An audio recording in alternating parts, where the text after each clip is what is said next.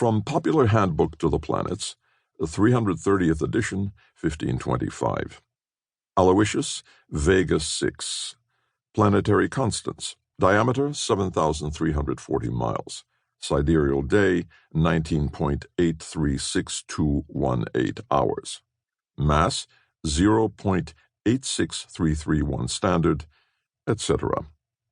Aloysius, with its sister planets Boniface and Cuthbert, is accounted among the first worlds to be colonized from Earth, and the traveler who enjoys the ambiance of antiquity will here find much to please him. Contrary to popular assumption, the first settlers were not religious zealots, but members of the Natural Universe Society, who dealt gingerly with the new environment and built nothing at discord with the landscape.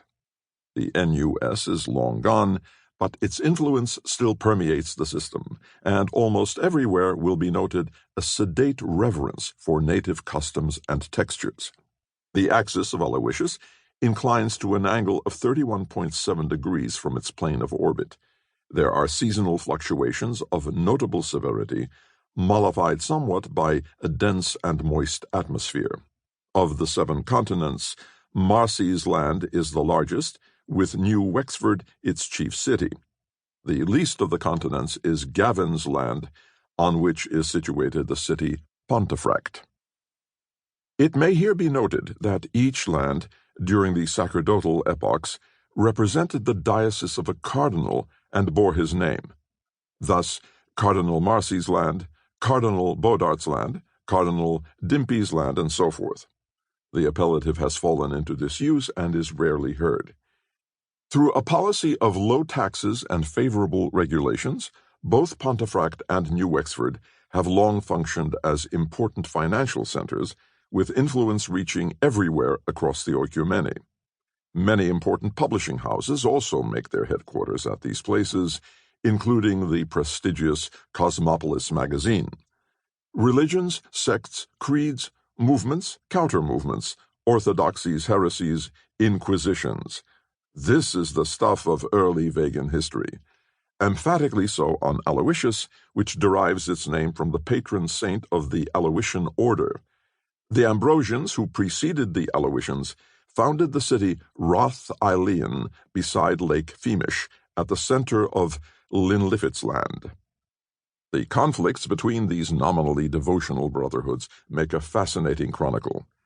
Indigenous flora and fauna are not particularly noteworthy.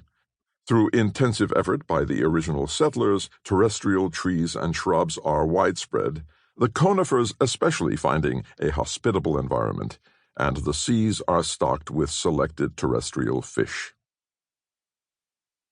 Johann Adels, after his meticulous habit, arrived 10 minutes early to the place of rendezvous. Before alighting from his car, he took pains to scrutinize the surroundings. The scenery was dramatic, but apparently devoid of menace. Adels found nothing to excite his misgivings. To the right stood Fruster's Inn, with timbers blackened by centuries of wind and rain, and the Dunveary crags beyond, rising crag upon buttress, finally to disappear behind high mist.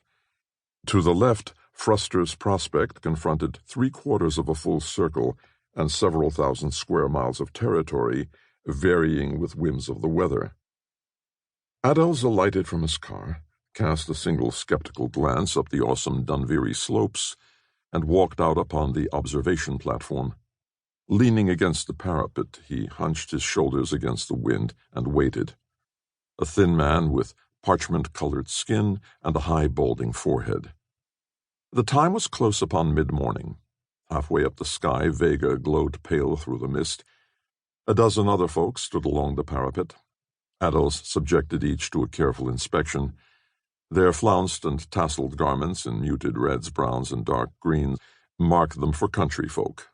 Residents of the town dressed only in shades of brown with an occasional black ornament. This group seemed innocent. Adels turned his attention to the panorama. Lake Femish to the left, Roth Eilean below, vaporous Moy Valley to the right. He frowned down at his watch. The man whom he awaited had given precise instructions. A lack of punctuality might well indicate crisis. Adels gave a sniff to express both envy and disdain for a way of life so much more eventful than his own.